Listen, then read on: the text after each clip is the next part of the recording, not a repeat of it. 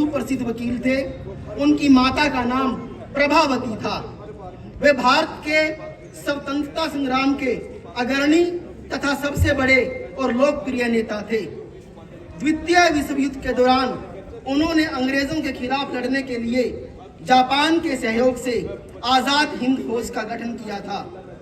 नेताजी सुभाष चंद्र बोस द्वारा दिया गया जय हिंद का नारा भारत का राष्ट्रीय नारा है। सन 1938 में नेताजी सुभाष चंद्र बोस को कांग्रेस का राष्ट्रीय अध्यक्ष चुना गया। कांग्रेस में जुड़ने के बाद नेताजी सुभाष चंद्र बोस और गांधी जी के विचारों में मतभेद होने लगे। नेताजी सुभाष चंद्र बोस गांधी जी के अहिंसावादी विचारों से सहमत नहीं थे। वे जोशीले क्रांतिकारी दल के एक प्रिय नेता थे। नेताजी सुभाष चंद्र बोस जल्द से जल्द पराधीन भारत को स्वतंत्र भारत के रूप में देखना चाहते थे, परंतु गांधी जी और उनके विचारों में मेल न होने के कारण उन्होंने 16 मार्च 1939 को कांग्रेस के अध्यक्ष पद से इस्तीफा दे दिया। नेताजी का मानना था कि भारत की स्वतंत्रता के लिए उनके राजनीति के साथ ही उन्हें कूटनीतिक एवं सैन्य सहयोग की भी आवश्यकता होगी। द्वितीय विश्व युद्ध के दौरान ही वे हिटलर से मिले। उन्होंने भारत को ब्रिटिश हुकूमत से मुक्त करवाने के लिए महत्वपूर्ण भूमिका निभाई। सन 1943 में वे जर्मनी छोड़ जापान पहुंचे और जापान से वे सिंगापुर पहुंचे, जहां उन्होंने कैप्टन मोहन सिंह द्वारा स्थापित आजाद हिंद फौज की कमान अपने हाथों में ले ली। उन्होंने आजाद हिंद फौज का पुनर्गठन किया।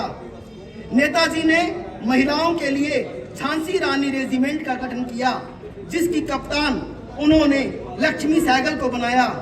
नेताजी ने सशक्त क्रांति द्वारा देश को स्वतंत्र कराने के उद्देश्य से 21 अक्टूबर 1943 को आजाद हिंद सरकार का गठन किया, जिसके झंडे का चिन्ह दहाड़ता बाघ का चित्र था। उन्होंने कहा था कि विचार व्यक्ति को कार्य करने के लिए धरातल प्रदान करता है।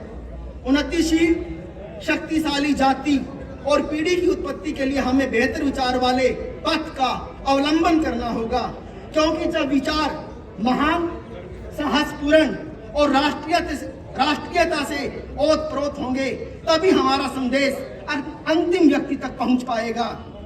आज युवा वर्ग में विचारों की कमी नहीं है, लेकिन इस विचार जगत में क्रांति के लिए एक ऐसे आदर्श को सामने रखना ही होगा जो विद्युत की भांति हमारी शक्ति, आदर्श और कार्य योजना को मूर्त रूप दे सके। नेताजी ने युवाओं में स्वाधीनता का अर्थ केवल राष्ट्रीय बंधन से मुक्ति ही नहीं, बल्कि आर्थिक समानता, जाति भेद, सामाजिक अविचार का निराकरण, सांप्रदायिक संकीर्णता त्यागने का विचार मंत्र भी दिया।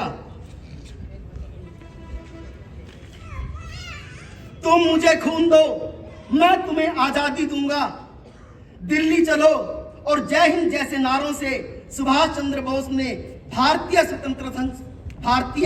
स्वतंत्रता संग्राम में नई जान फूंकी थी।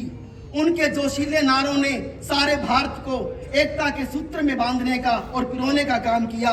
ये कुछ ऐसे नारे हैं जो आज भी राष्ट्रीय महत्व के अवसरों पर हमें याद दिलाते रहते हैं कि हम सभी भारतवासी एक हैं। आज 26 जनवरी के इस राष्ट्रीय पर्व के अवसर पर हम सभी ऐसे महान नेता को, जिन्होंने भारतीय आजादी लड़ाई के अंदर अपने खून पसीने को एक कर दिया, उनको हम नमन करते हैं, उन्हें याद करते हैं और उम्मीद करते हैं कि उनके विचारों पर चलकर आज का हमारा युवा वर्ग, जो भारत की सबसे बड़ी शक्ति है, वो इस देश के लिए काम करेगा, समाज के लिए काम करेगा और भारतीय राष्ट्र को नई बुलंदियों तक पहुंचाने का जी तोड़ प्रयास करेगा। धन्यवाद। जय हिंद।